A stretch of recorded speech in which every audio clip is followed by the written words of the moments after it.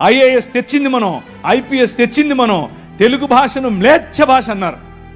అరే ఏం భాష మాట్లాడుతున్నాడు మ్లేచ్ఛుడా అంటే, తెలుగు భాషలో డిక్షనరీ, మొట్టమొదటి డిక్షనరీ మంది మీ నాయన రాజు, ద కింగ్. మనం ఇచ్చాం.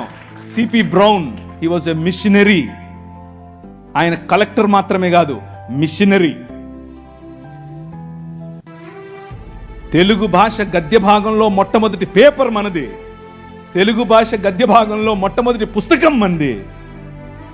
వీళ్ళకు వాళ్ళ సొంత రామాయణం, మహాభారతాలు కూడా ట్రాన్స్లేట్ చేసుకునే దిక్కు లేదు. అది చేసింది మనమే.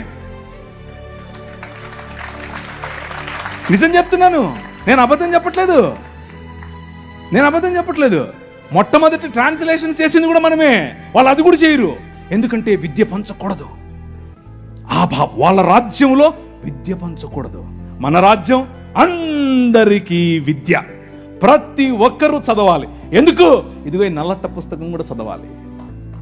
అర్థమవుతుందా? నల్లట్ట పుస్తకం చదివితే దిమాగ్ ఖరాబ్ అవుతుంది, దిమాగ్ ఫిరాయిస్తుంది, మనిషి వెంటనే మనిషి అవుతాడు. ఈ రాజ్యం మనుషుల కోసం రాజ్యం.